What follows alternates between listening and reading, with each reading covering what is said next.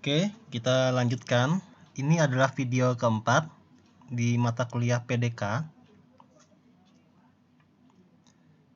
Materi kita sudah sampai ke bagian analisis ya. Jadi, kita sudah sampai ke tahap akhir di sini. Nah, di analisis ini pertama-tama ya, kita lakukan set analysis option ya.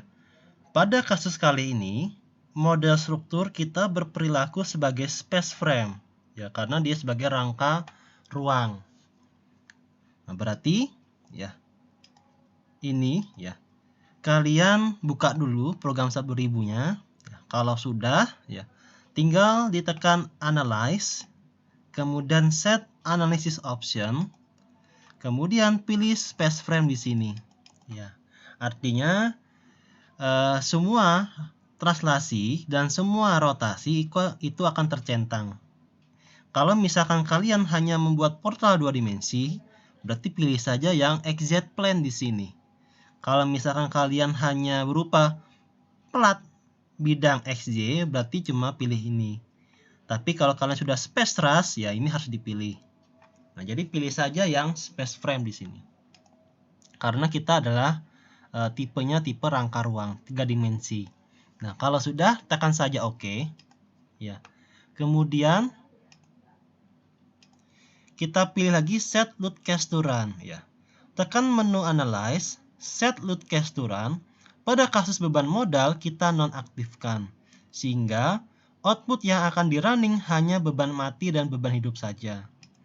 Berarti kita tekan menu analyze, set load cache to run.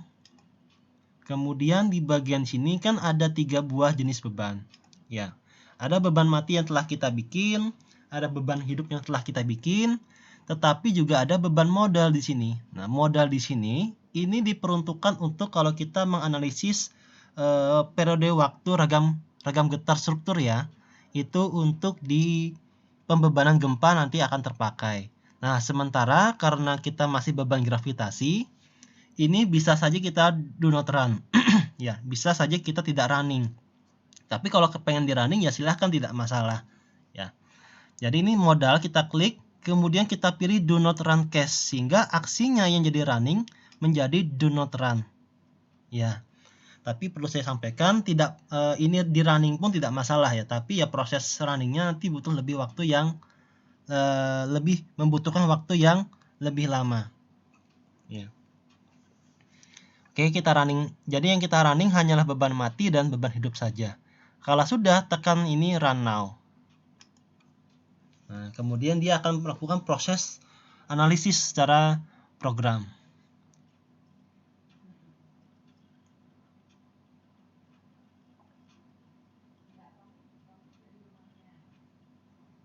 Nah, ini sudah selesai ya.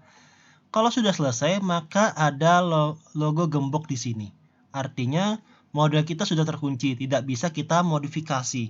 Kalau kita pengen modifikasi, maka klik dulu logo gembok ini sehingga apa? Modelnya akan terbuka, ya tidak akan terkunci. Nah, sekarang kita pengen apa? Kita pengen cek hasil gaya-gaya dalam pada batang. Untuk melihat gaya-gaya dalam, tekan menu display, show forces, stresses, frame cable tendon. Oke. Kita tekan menu display, ya, kemudian show forces, show force sama stressesnya. Kemudian kalau kita pilih join, berarti nanti reaksi peretakan kita bisa dapat. Kalau misalkan frame cable itu untuk mendapatkan gaya-gaya dalam pada batang, yaitu pada balok dan kolom.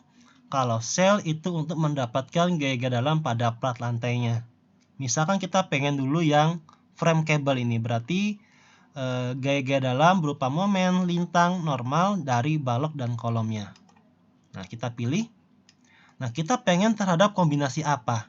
Ya, apakah 1,4D nanti gaya-gaya dalamnya yang akibat dari beban kombinasi itu, atau kombinasi yang kedua? Nah, di sini saya pilih kombinasi yang 1,2D plus 1,6L. Karena apa?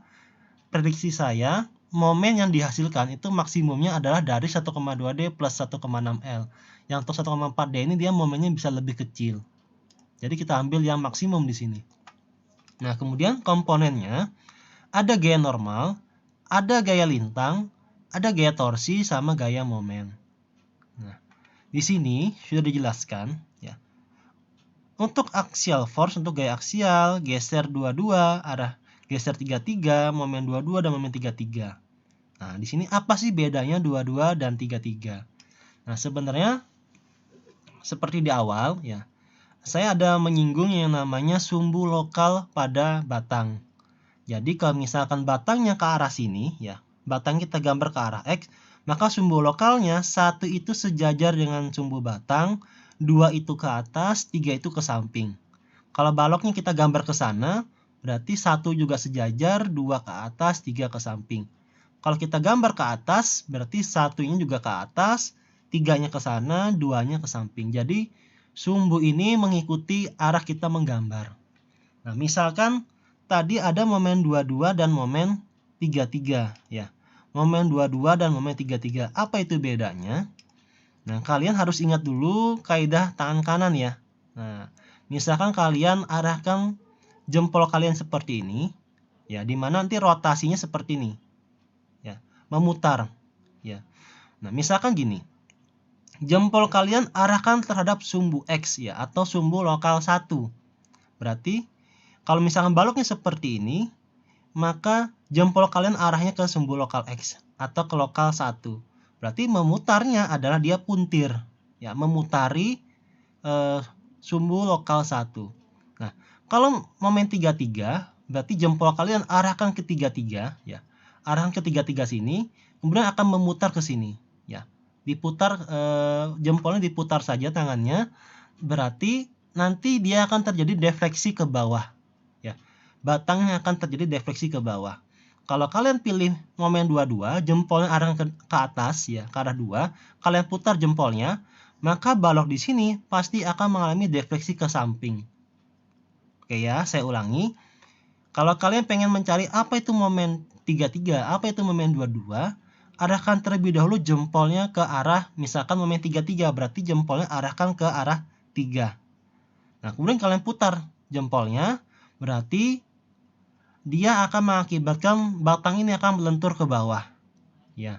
Tapi kalau misalkan dia jempolnya ke atas, kalian putar, kemudian berarti dia akan mengakibatkan balok ini akan melentur ke samping. Artinya, momen 33 adalah momen yang mengakibatkan dia lentur ke bawah, sedangkan momen 22 adalah momen yang mengakibatkan dia melentur ke samping. Itu untuk balok ya. Nah, berarti apa yang kita pilih? Ya, di sini kita pilih momen 33 karena kita pengen dia melentur ke bawah ya, melentur ke bawah seperti ini. Kemudian boleh fill diagram, boleh show value. Nah, kalau fill diagram nanti cuma ada arsiran di situ, angkanya tidak muncul ya. Nah, show value diagram untuk menampilkan nilai pada diagram momen dan gaya geser. Terserah mau fill diagram silahkan. Misalkan kita pilih fill diagram di sini. Kemudian tekan saja OK. Nah, inilah nilai momen-momennya. Ya. Inilah nilai momennya. Kalau kalian pengen mendapatkan gaya lintang, berarti display, show for stresses, kemudian frame cable, pilih yang share 22, itu untuk lintang. Ya. Akibat kombinasi 1,2 D plus 1,6 L. Nah, ini gaya lintangnya. Jadi ini momen, ini gaya lintangnya. Begitu cara menampilkan hasilnya. Nah, kalau misalkan kalian pengen memunculkan diagram momen pada balok secara detail, ya secara detail, misalkan di sini, nah,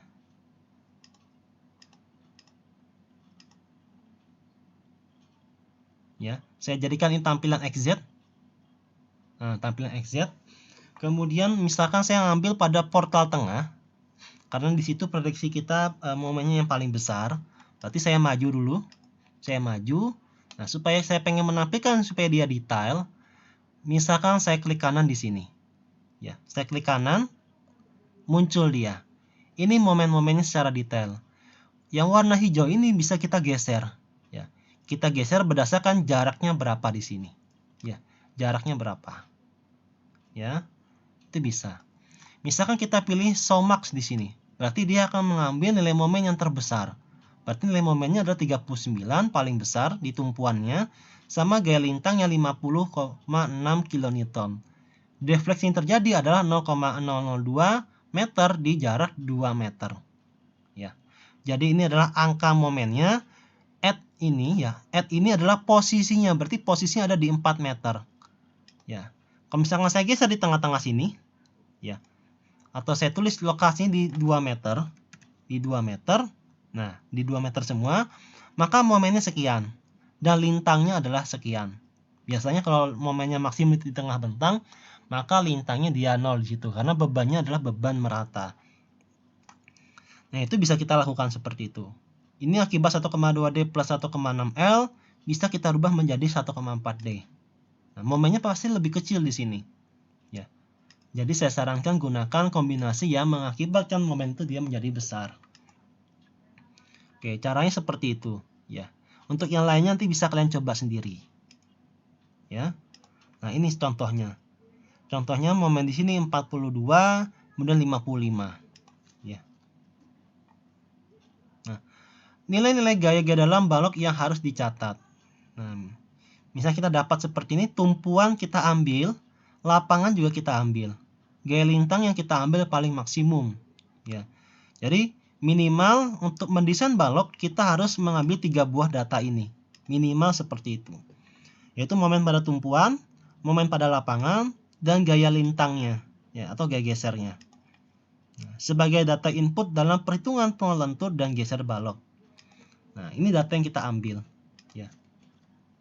Nanti bisa kalian gunakan materi beton bertulang. Kalau misalkan kalian punya penampang sekian, tulangan dipasang sekian, kira-kira momen nominalnya sudah melebihi dari ini atau belum. Ya, kalau belum berarti tulangannya diperbanyak lagi. Oke ya. Untuk cara menghitung tulangan lentur dan geser secara manual di materi beton, itu saya tidak akan menjelaskan di sini karena teori itu sudah ada di mata kuliah beton 1 ya. Bagaimana cara kita mendesain balok. Dan kolom pun juga sudah ada di mata kuliah beton 1, yaitu bagaimana cara kita membuat diagram interaksi. Nanti silahkan kalian cek lagi materi di beton 1-nya. Nah, sekarang begini. Pertanyaannya, bisa tidak kalau misalkan kita mendapatkan nilai asperlu langsung dari program? Ya. Kalau tadi adalah kita hanya memanfaatkan nilai-nilai gaya-gaya dalam, kita catat nilai gaya-gaya dalamnya, kemudian kita pindahkan ke Excel, kita hitung secara manual di Excel bagaimana penulangannya. Nah, sebenarnya hasil output SAP 2000 itu bisa sampai ke desain penulangan. Tetapi perlu saya ingatkan, cara desain penulangan ini tidak saya sarankan untuk kalian pakai di laporan perhitungan. Karena apa? Di sini langsung otomatis keluar angkanya, sedangkan kalian tidak tahu secara pasti angka ini dapat dari mana. Ya, ini adalah rekomendasi dari SAP langsung, rekomendasinya.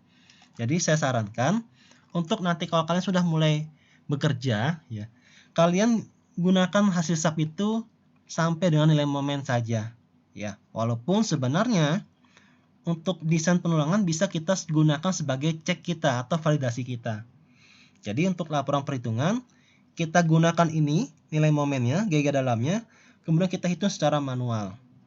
Tetapi tidak salah juga kalau kita pengen sampai sini, tetapi hanya sebatas cek kita, validasi perhitungan manual kita di Excel. Bukan sebagai landasan kalian menentukan tulang yang dipasang di lapangan ada sekian, itu tidak baik ya. Saran saya tidak baik. Untuk saya pribadi itu saya hindari cara ini. Tetapi sebagai untuk validasi itu saya pakai. Nah, baiklah. Kita baca. Dalam pengoperasian SAP 2000, kita diharuskan menentukan kode yang harus kita ikuti dalam SAP 2000. Di Indonesia, kode kita mengacu pada SNI Beton tahun 2002. Sekarang sudah baru yaitu 2013 ya. Nanti kalian cek lagi. Namun di SAP 2000 tidak terdapat kode tersebut. Artinya kode SNI ini tidak ada ya. Sehingga kita tidak dapat mengacu peraturan sehingga kita dapat mengacu peraturan ke SCA 31899 karena pada dasarnya SNI kita ini merupakan literatur yang mengacu ke SCA. Jadi bisa kita pakai SCA 389 tapi ada sedikit modifikasi yang harus kita lakukan. Berarti tekan menu desain, concrete frame design, kemudian view revise preference. Ya, artinya ini kita down dulu. Berarti kita tekan menu design, kemudian concrete frame design, kemudian view revise preference. Ya. Nah, di sini harus kita rubah. Berarti desain code yang kita gunakan adalah ACA 31899. Ya, 31899. Nah, di sini kita lihat yang kita rubah lagi adalah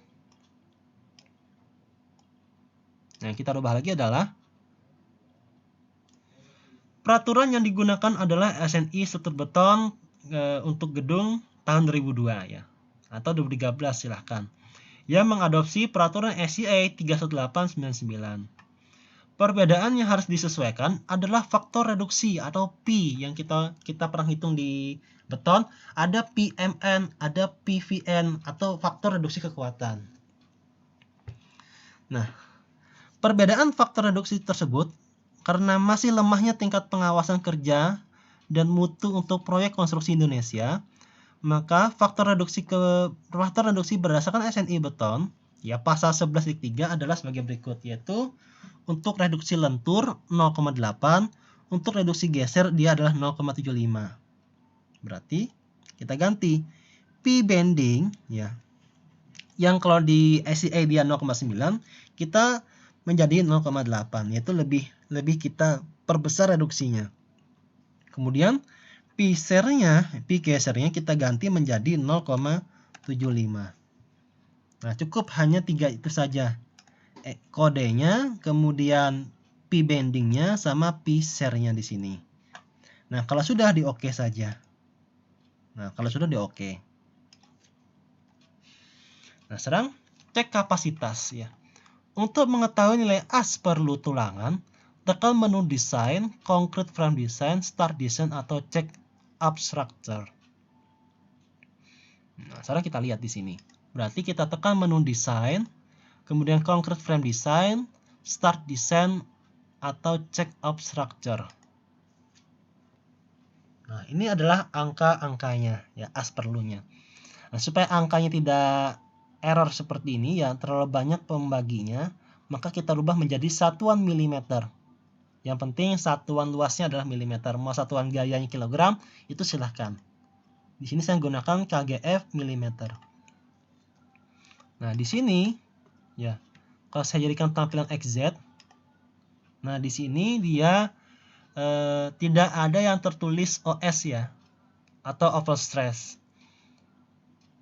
Nah, kita cek di sini semuanya tidak ada yang mengalami overstress ya, atau tidak ada yang berwarna merah ya.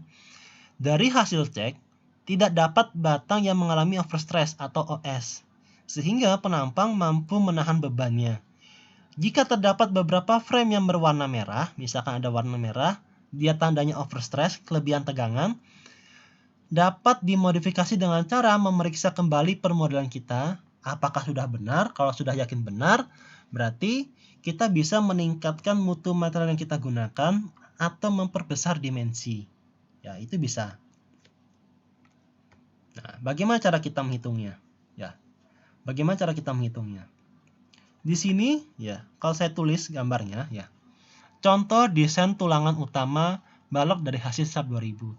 Di sini ada 3 bagian, ya, daerah tumpuan kiri, daerah lapangan, sama daerah tumpuan kanan, ya. Daerah tumpuan kiri, lapangan, dan tumpuan kanan. Nah, di sini ya bagian atas itu untuk tulangan sisi atas dan ini untuk tulangan sisi bawah.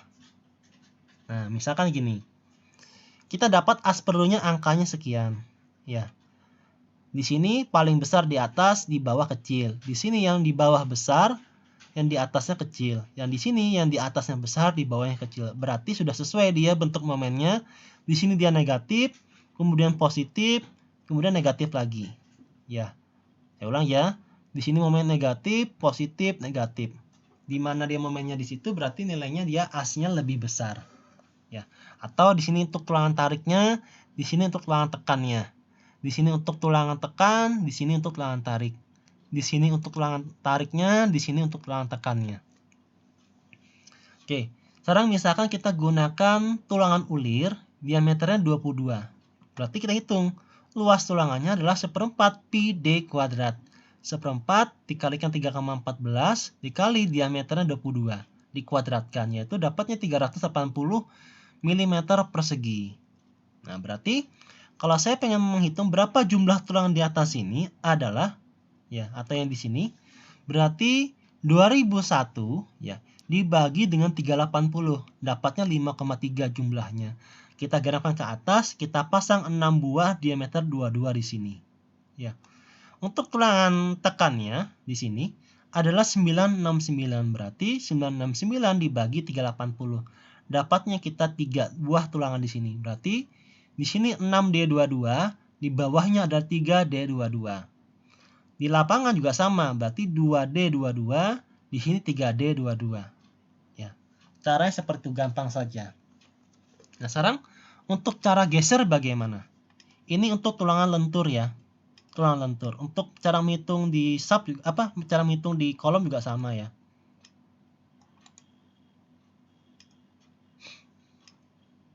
Oke. Nah, misalkan seperti ini. Sekarang bagaimana untuk menghitung tulangan sengkangnya? Ya. Bagaimana cara untuk menghitung tulangan sengkangnya atau tulangan gesernya? Nah, cara memunculkannya adalah kita tekan menu desain, kemudian concrete frame design, kemudian pilih display design info. Ya. Display design info. Nah, di sini tadi ini ada tampilan longitudinal reinforcement area ya. Nah, kalau kita pengen tulang geser berarti shear reinforcing ya. Shear reinforcing. Tapi kalau kalian pengen tulang lentur, pilih yang longitudinal reinforcing ya. Nah, untuk geser pilih ini. Kemudian oke saja. Nah, ini gesernya. Nah, di sini diketahui bahwa kolom dia tulang gesernya 0 ya. Ring balok juga tulang gesernya 0. Berarti apa? Berarti sebenarnya si beton itu sudah mampu untuk menahan gaya geser tanpa ada tulang sengkang. Tapi tetap di SNI kita, walaupun VC-nya sudah lebih besar daripada VU atau kapasitas beton dalam menahan geser sudah lebih besar daripada gaya geser ultimatnya, tetap kita pasang yang namanya tulang geser minimum di situ. Berarti di sini tetap kita pasang sengkang minimum, bisa diameter 8 jarak 10 cm atau diameter 8 jarak 150 mili ya. Seperti itu. Atau diameter 10 juga silahkan dipasang. Nah, misalkan kita dapat angka seperti ini ya. Ini untuk tumpuan kiri, lapangan dan tumpuan kanan. Oke ya, misalkan dapat angkanya seperti ini. Daerah tumpuan kiri, lapangan, tumpuan kanan. Misalkan kita menggunakan tulangan polos diameter 10. Berarti kita hitung 1/4 pi d kuadrat. Berarti luas tulangannya untuk diameter 10 adalah 78,5 mm persegi. Nah, misalkan kita asumsikan kita menggunakan sengkang 2 kaki. Ya, sengkang 2 kaki. Kalau sengkang 2 kaki itu di sini ada nggak ya gambarnya?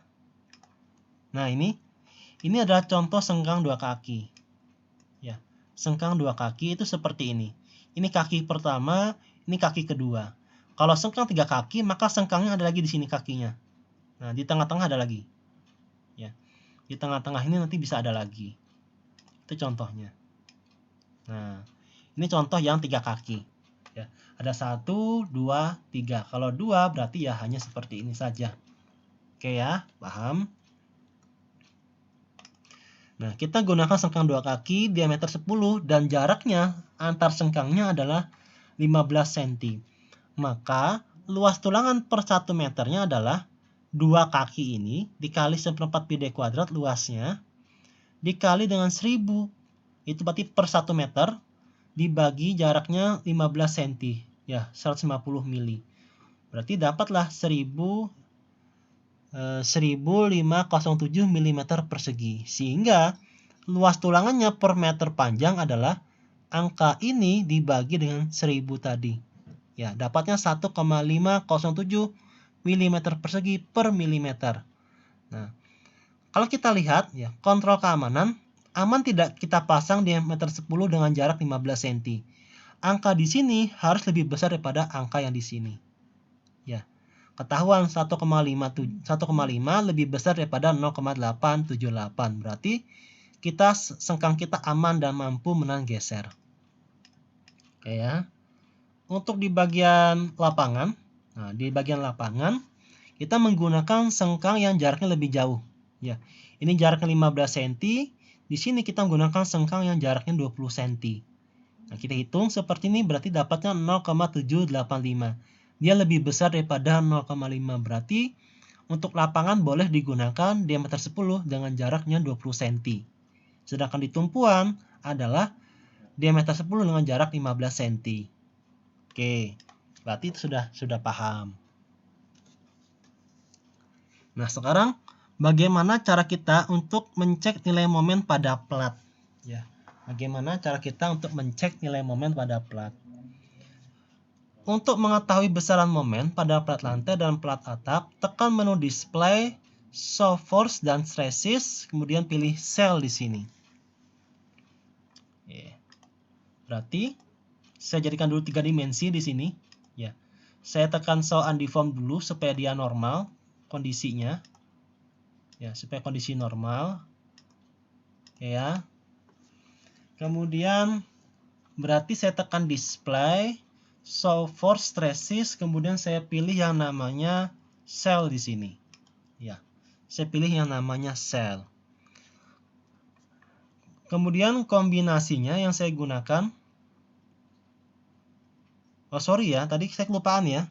Tadi di awal tadi saat kita pilih desain, concrete frame design, saya pilih start design atau check up structure. Nah, ini sebelumnya seharusnya saya pilih ini, select design combo. Nah, ini kelupaan tadi. Ya, kelupaan. Seharusnya ini jangan dipilih. Ya, ini di remove. Ini saya centang seperti ini, saya pindahkan ke kanan, ini jangan dicentang. Kemudian pilih OK. Nah, kemudian desain lagi. Ya, saya ada kelupaan ya. Nah, inilah nilai asperlu yang sesungguhnya. Ya. Jadi, saya ulang tadi ya. Seharusnya sudah concrete frame design, kita view reverse preference sudah kita atur SCA-nya. Kemudian sebelum kita pilih ini, ya, kita pilih dulu di select design combo, jangan kelupaan. Nah, ini harus kita ubah ke kanan. Kemudian ini jangan dicentang. Kalau dia dicentang, maka keluarlah DCON tadi. Kemudian OK. Ya. Kalau sudah OK, kemudian desain, concrete frame design, start design atau check structure. Ya, tadi kelupaan ya. Oke. Kalau misalkan saya pengen tahu ini akibat kombinasi apa, saya pengen klik kanan, ya. Ya, saya klik kanan, kemudian saya pilih summary. Berarti dia adalah akibat kombinasi 1,2D plus 1,6L. Nah, gitu. Jadi otomatis akan dapat yang terbesar kita. Tadi kelupaan tadi, seharusnya kita pilih itu tadi. Oke ya, sekarang lanjut. Sekarang lanjut ke momen pada plat. Ya, momen pada plat. Berarti di slide ini dia ada ketinggalan untuk memilih select design combo ya. Nah, ini kelupaan berarti. Nanti kalian tambahkan saja di situ. Nah, untuk mengetahui besaran momen pada plat lantai dan plat atap, tekan menu display, show force, stresses, kemudian pilih cell di situ. Ya. Berarti kita pilih display, show force, stresses, kemudian pilih cell, ya.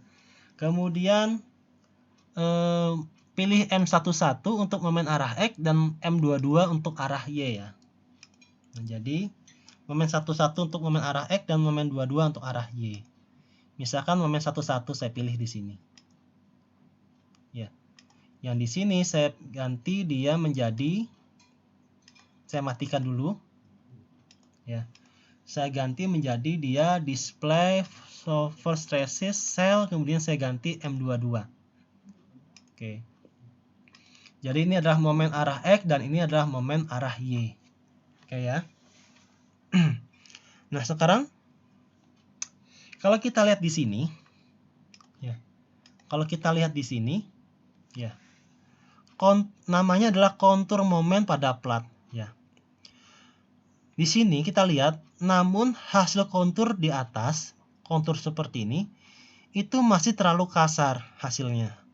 Sehingga agar hasil dapat lebih akurat atau smooth, lebih halus, maka dilakukan pemecahan plat per pias atau namanya meshing di situ. Pada satu bagian plat dapat dipecah menjadi beberapa pias plat. Misal kita pecah menjadi 4 pias. Ya, dengan cara select semua plat lalu tekan edit area, divide area. Ya, jadi sebenarnya ini adalah berupa momen kontur. Tapi momen konturnya dia termasuk kasar dia di situ. Nah, sehingga apa? Sehingga kita harus pecah dulu plat ini menjadi beberapa pias. Ya, dengan cara kita buka dulu gemboknya. Ya, kita buka dulu gemboknya, kemudian oke. Kemudian kita select dulu platnya dengan cara select, kemudian property, area section. Ya, area section, pilih semuanya, plat atap dan plat lantai. Nah, kita pilih kedua-duanya. Kemudian kita tekan menu edit area, divided area. Ya. Kita pecah ini berdasarkan jumlahnya, kalau ini berdasarkan jarak pemecahan piasnya. Nah, kalau kita nggak pengen ribet, ya sudah kita isi saja misalkan per 4 pias ke arah 2 dan arah 3-nya 4 pias. Jumlahnya 4 berarti. Satuannya mau bebas, mau apa saja terserah. Ya. Kemudian oke. Maka dia menjadi 4 buah ke kanan dan 4 buah ke atas ini. Totalnya ada 16 pias, berarti 1 buah plat ini. Kita running kembali, ya. Kita running kembali. Nanti secara otomatis bentuk defleksi pun juga akan lebih smooth dia, lebih bagus.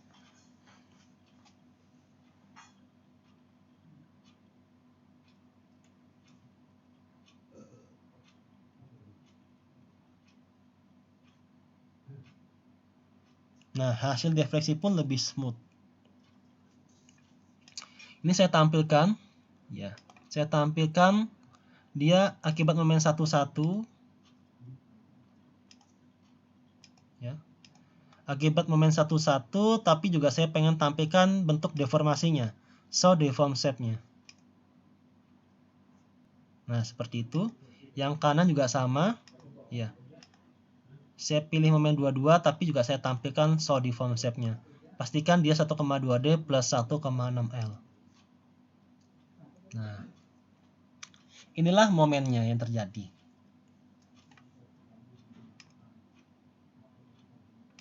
Nah, kalau kalian lihat satuannya kilonewton meter ya di sini, maka untuk momen arah 1 paling besar minus 5, kemudian 3,66 ya. Untuk arah 2, arah Y adalah minus 3,7.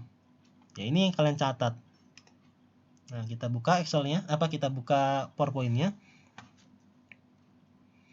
Nah, ini hasil pemecahan pias plat ini adalah momen 1-1, ya, momen 1-1. Didapat kesimpulan bahwa nilai momen maksimal pada plat lantai 2 arah X sebesar 5,2. Ya, 5,2 atau 5,189. Sedangkan di arah Y adalah momennya sebesar 3,8. Ya, itu untuk tumpuan semua yang paling besar. Kalau kalian pengen lapangan, tinggal digeser saja. Ya, misalkan seperti ini. Arah 1-1 saya jadikan XY di sini. Dan naik ke atas. Nah, di sini untuk tumpuan ya namanya dia arah X ke sini, berarti tumpuan berada di sini, lapangan, kemudian tumpuan lagi. Ya. Kemudian tumpuan lagi, lapangan, tumpuan.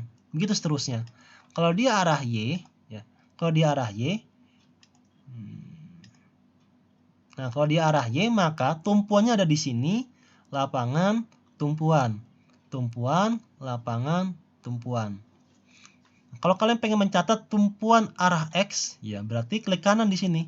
Klik kanan, kemudian arahkan saja kursornya paling di sini. Kalian catat minus 4,9. Sedangkan lapangannya, kalian klik kanan di sini. Kalian geser mouse-nya di sini. Berarti 3,16. Itu bisa kalian catat, berarti NTX-nya minus 4,9, MLX-nya itu adalah 3,16 sekian. Nah, itu bisa. Bisa kalian ambil yang di tengah-tengah sini juga silahkan. Ya.